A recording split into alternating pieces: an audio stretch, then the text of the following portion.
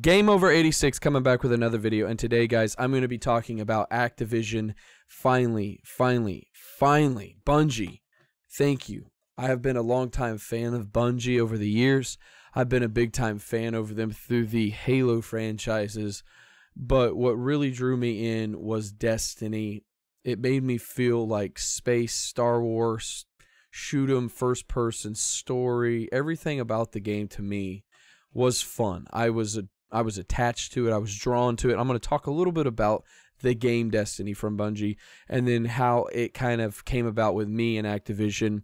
And I'm so glad that Bungie finally decided to part ways with them. And I'm going to talk a little bit about it and just kind of give you guys the story about how I feel about this. And I've made multiple videos about Activision over the past. Hell, I even list them as my top like 3 worst corporate companies that don't really care about anybody, and it's starting to show with the developers like Bungie, and they're starting to show this is a big time ripple effect in the gaming industry if you ask me. It's about time. Activision's a scummy publisher, and I'm so glad that hopefully Destiny 3 for console players, they can have the game at 60 frames at least for the people that want to play it on console, because I know the PC is still going to get it 60 or more. Anyway, let's go ahead and just talk a little bit about it, guys. And this is Game Over 86. So if you guys are new to this channel and you guys want to hit the subscribe button, do that as well. If you want to leave a like at the end of the video, if you like this video, do that as well. If you want to share this video with somebody that hasn't seen this yet, do that as well. And if you want to leave me a comment, let me know how you guys personally feel about Activision or Bungie or the game Destiny or Halo or what other games that Bungie has done. Let me know down how this has affected you going forward playing the game. Are you going to go back to playing Destiny 2? Are you going to maybe buy their DLC knowing that Bungie's the ones behind it now, and you know that hopefully they'll get rid of their loot box mechanics and all that other bullshit that nobody wanted? But I'm going to go ahead and go through it a little bit, and we'll read some stuff off, so let's go ahead and get started. The first things I want to talk about, obviously, you know, they announced the surprise announcement. Activision reveals that it's parting ways with Destiny 2. Hallelujah, thank you. And it's weird because the developers in Bungie are so great, talented, just people, engineers when it comes to, you know, dreaming, imagining, and like I said, a lot of these things were done from Activision. So when you think about it, it's like, I don't think Bungie, excuse me, wanted Destiny game to be a loot box, you know, just whorefest. So when Activision got their greedy hands in on the game early in 2014, really they already were with them, but they were really pushing that the game would be released in 2014. I remember there were 2 writers that thought about it, and I'll talk about it in just a second, a little bit more into detail. But the tensions. I'll go back to that here in a second. The tensions between Bungie and Activision have been, you know, simmering for a while. They say, you know, last year Activision said Destiny 2 Forsaken wasn't performing as well as they hoped. But the game director, Luke Smith, publicly, you know, responded by saying, you know, we're not disappointed with Forsaken. We set out to build a game that Destiny players would love, and at Bungie, we love it too. So now that I'm going to take that off there, I'm going to talk a little bit about it, and I'll go into the other ones. But Destiny, a lot of people, I put over 1,200 hours in this game back in the day. I'd play this every day. Every time Xur came, I was there. Every time I was grinding for the Galahorn, the Fatebringer, through the Vaulted Glass. And then, you know, when you got to level 20 before Vaulted Glass came, there wasn't really anything else you could do besides grind and try to get gear up, because Bungie would release their things stating that the raid will be coming. You know, not a lot of console players knew what raids were. A lot of PC players kind of understood what a raid meant. And it was something new to the console world, in my opinion.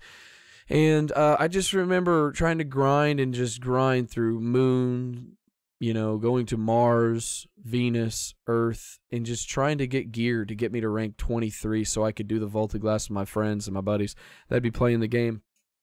And I honestly think what made the game great was the grind.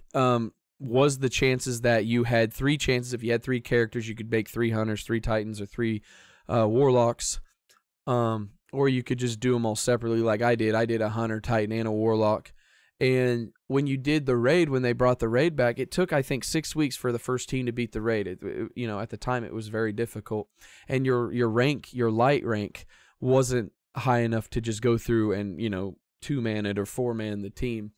And it was cool because there were certain things in the map, you know, whether it be the oracles or defeating all that stuff, or going through the Templar and defeating him to get the Fatebringer, or there were certain other things you can get through there, like the there was a phase gun and a sniper rifle, and then, you know, when you beat Atheon, I think is his name, Atheon, I think, the Vaulted Glass boss, you know, you would unlock possibly the Vex Mythocast, which I got, or you would get the Galahorn, very rare though, and you would get other things as well, like Corrective Measure, the large machine gun, or and it had Void. A lot of it was Void, some of it was Arc, Solar, and it seemed like they put it in a certain class that made it just feel respectable. Fatebringer, you know, you shoot them in the head and their bodies would explode, and it was just something great. And not to keep drawing on about Destiny, but I'm just talking a little bit about it. And then they brought Dark Below with Crota running the lamps,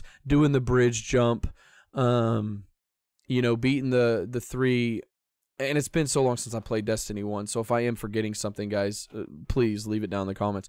But fighting the wizards, or the witches, or whatever you want to call them, it's been so long I can't even remember her name. And fighting them and having only a time limit, and going to the ogre room and dropping Crota and somebody running the sword, and it was, you know, it was rewarding when you got the Black Hammer, or you got certain guns in there, you know, certain exotics, and you could only run the raid once with each character. So after you would get that, if you didn't get your Galahorn, you know, you'd have to wait until the next roll next Tuesday, or hopefully Xur would bring something cool like the Icebreaker or stuff like that, which was really cool. And they had, you know, Nightfalls, and they had, you know, strikes, and you could run the Nightfall 3 times if you had 3 characters, and you could do that stuff, and you would try to get these rolls, which made the game replayable and just fun. The story seemed okay. It was a little lackluster, but people forget that the writers left the company when Activision asked them to publish the game in 2014 to get it done. They didn't think it would be done until 2016. That's why you didn't have the Hunter with the Void Bow, or the Titan with the Solar Hammers, or the Warlock with the Lightning Storm. That came later as add-ons that Activision was going to put. They didn't have all the DLC with it.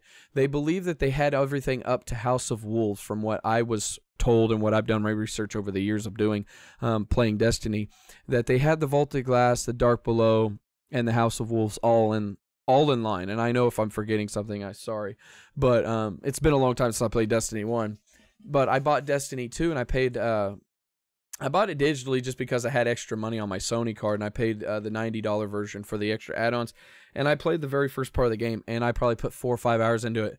And I just realized that it's a joke.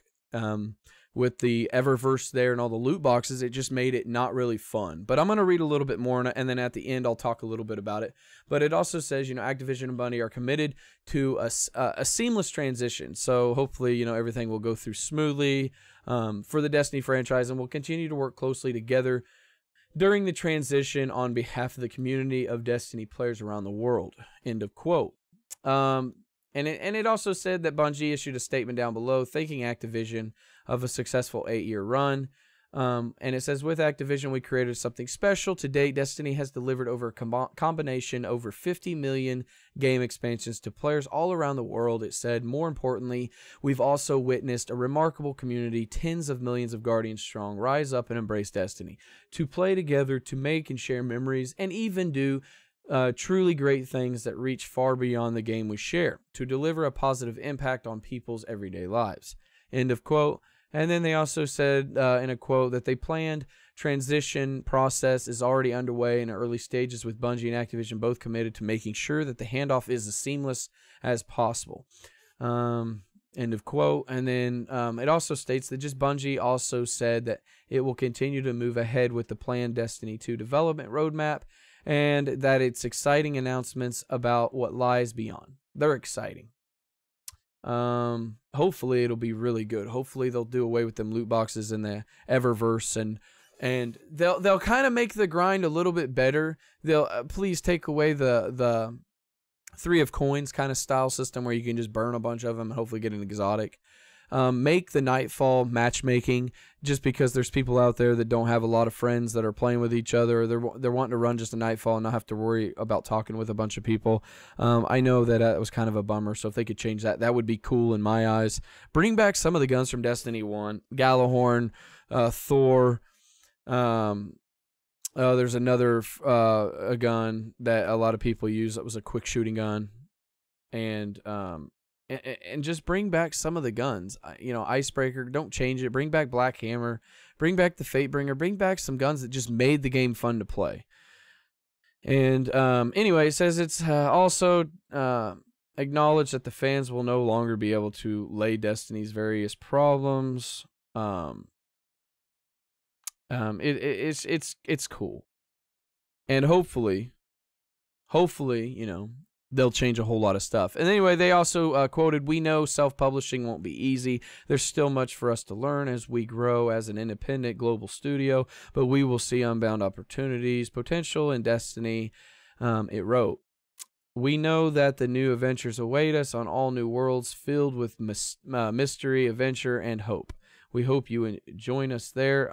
And I'm not gonna lie, I went back to Destiny 2 to kind of just play a little bit of it. I'm not jumping on any bandwagon because I put in a lot of money and a lot of time. I mean, I could see this game was going downhill when they gave it free to the PlayStation Store. And as you guys can see, Bungie has confirmed, you know, via a longer, big blog post that will continue to deliver on existing Destiny roadmap, and we're looking forward to releasing more seasonal experiences in the coming months, as well as surprising our community with some exciting announcements about what lies beyond. Now that's the positive thing about it. And I think obviously when we talk about Bungie as a whole, I've always felt like they have tried to do the community right. They've always cared about their fans. They were one of the very few companies that listened, I believe, to the consumers, especially in the Halo ages. I know that they did a lot of stuff. They even played with people online. I know that they did a lot of stuff for the fans, and they always brought that game. And I think it holds true. I think a lot of people are going to back Bungie now that Activision's not there. I believe that a lot of people are going to come back to Bungie and play it. You're going to see a massive growth in the next few months, possibly, depending on what Bungie releases. And I see positive things going forward. And them are some things that I ask that they should change and bring. And I hope Bungie sees this video, obviously. And if you do, what I would do is I'd make Nightfall matchmaking. I would quit changing the weapons to where they make them so lopsided, because auto rifles used to be powerful back in the day with the Suros regime. And they need to change a few things. Bring back some old guns that fans love to play with. It's like you do all the work, you grind, and then they make a new game, and then you have to start over from scratch with none of them weapons. And I do believe if they bring some of them weapons, it'll keep game players grinding for the Gallahorn. It'll keep them coming back to do quests like for the Thor. It'll help them out with doing a bunch of stuff. And I do believe if they bring back stuff like the raids like Vault of Glass and Crota and the Dark Below, I think that will change the Destiny name again to being positive. Because as bad as Destiny 1 was from a story lackluster point, the replayability and the roles and Xur coming mysteriously, nobody knew where Xur was at, but you know, there were people, you could just Google it or whatever, but it was kind of like a gift, you know, them bringing Xur, and you know, it's just like there were so many great characters in the game that they haven't fully developed, and there was some good DLC. But when you have Activision's greedy hands in there really, really pulling at everything and trying to just do things the right way in their eyes, which is only money driven, they forget, because they're a publisher, but Bungie never forgot. Bungie didn't want to tarnish their name, tarnish the game. And man, I was super excited playing this game. And like I said, I bought Destiny 2 digitally pre-order because I had extra money on my Sony card. From credits and whatnot, and I wanted the game. I spent more time on this game than I have in a lot of other games. I mean, I put in a lot of hours every night. I'd, you know, when I had days off or I wasn't working at certain times, I would get on the roll every Tuesday night. I think it was at like 2 o'clock Central Time or something like that, or 1 o'clock East Coast or something like that. And it was so fun because you wanted to redo the role to try to grind. It made you want to just get back on and grind and grind. They had other things like finding ghost shells and doing more stuff and building the story. It seemed like They were trying to do the best thing, but they had to please Activision. And now that they're gone, I believe that they're going to go forward. Destiny 3 is going to be one of the biggest selling games when they announce it. And I hope they announce something at E3. So look forward to hopefully Bungie doing something crazy there. That would be cool to see. Bring back a lot of the stuff, guys. Like I said, change some of the stuff around in Nightfalls, because a lot of people that play this game don't always have people they play with, and sometimes they just want to play that single campaign or you know, online campaign style Nightfall, where they don't want to have to hear a bunch of people yelling and screaming in the mic.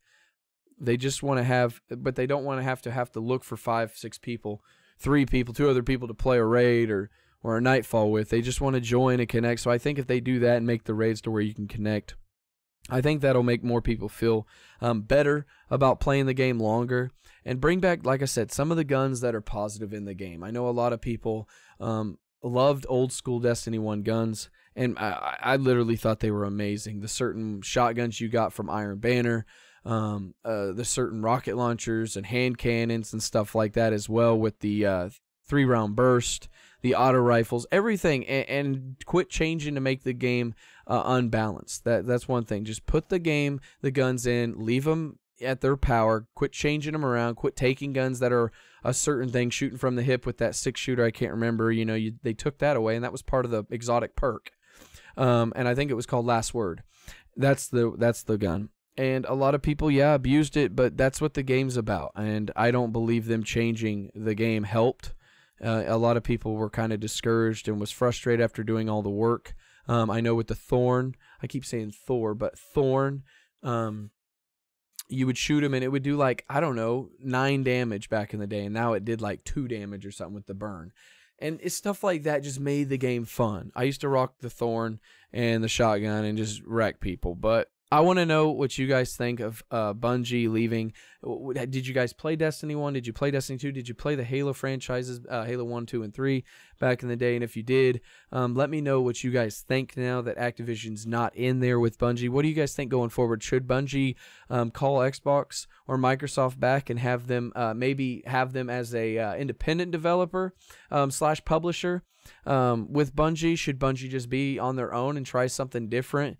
And let me know what you guys think. Is it a good thing for you guys? Did you guys like Activision? Did you like the way Destiny was going? My guess is no, I didn't. And it's good to finally see a developer stand up to a big-time publisher like Activision. And I believe Activision only has Call of Duty under their belt right now, and that game's pretty much going downhill as well from a lot of their misshapes and mishappenings with their loot boxes and all that other garbage that they try to throw at us. And I'm not saying all loot boxes are garbage, and I'm not going to get into that. That's for a different time. But if you guys did like the video and you want to see more Game Over 86, hit that subscribe button. Make sure you guys support the channel by liking and sharing this video and leaving comments down below. And I will see you guys on the next video. Take care, stay safe, do a good deed, and I love you very much, guys. Peace.